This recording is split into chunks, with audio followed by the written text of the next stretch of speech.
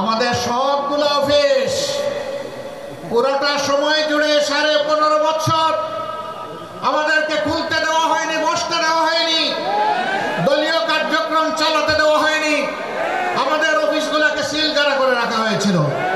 এটাও আর কোনো দল বলতে পারবে না। আমাদের নেতৃবৃন্দের বাড়িঘরে বুলডোজার চালিয়ে বাড়িঘরকে ভেঙে তছনছ করে দেওয়া হয়েছে।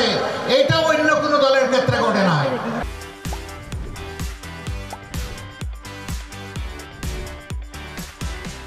সম্মানিত ভাইরা, একমাত্র দল যেই দলের বিরুদ্ধে কায়দা কানুন করে অন্যায় ভাবে জবরদস্তি করে আমাদের দলের নিবন্ধন কেড়ে নিয়েছিল, আর কোন দলের নিবন্ধন কেড়ে নেয় নাই।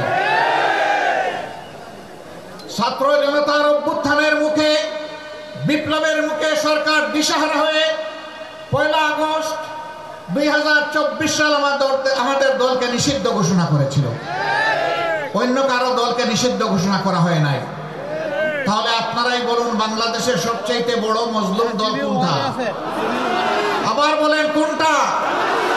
জামাতে ইসলামী। সম্মানিত ভাইরা, শুধু কয়েকজন নেতার জীবন যায় নাই, আমাদের অসংখ্য কর্মীকে খুন করা হয়েছে, ক্রস ফায়ারের নামে দুনিয়া থেকে বিদায় করা হয়েছে, ধরে নিয়ে গুম করা হয়েছে, আমাদের ঘর দুয়ার লুণ্ঠন করা হয়েছে, চাকরি থেকে বিতাড়িত করা হয়েছে, আমাদের জমি থেকে আমাদেরকে তুলে দেওয়া হয়েছে, এমনকি কাউকে কাউকে দেশেও থাকতে দেওয়া হয়নি। আমাদের মনে অনেক দুঃখ ছিল, কিন্তু মহান রব্বুল আলামিন আমাদের কলিজার টুকরা সন্তান ছাত্র যুবকদের তুমুল আন্দোলনের মধ্য দিয়ে আপামর জনগণের সহযোগিতায় আল্লাহ তাআলা ফ্যাসিবাদকে দুনিয়া থেকে বিদায় করেছেন, বাংলাদেশ থেকে বিদায় করেছেন। অ্যাডভোকেট রুহুল আমিন বলেছেন, কবরস্থান, মসজিদ, প্যাগোডা, মন্দির, রাস্তাঘাট, পুল কালভার্ট সবগুলাতে পার্সেন্টেজ বসিয়ে সম্পদ লুণ্ঠন করা হয়েছে। না, সম্পদ লুণ্ঠন করে তারা পালিয়ে গেছে, কারণ তারা এতটাই অপরাধ করেছে।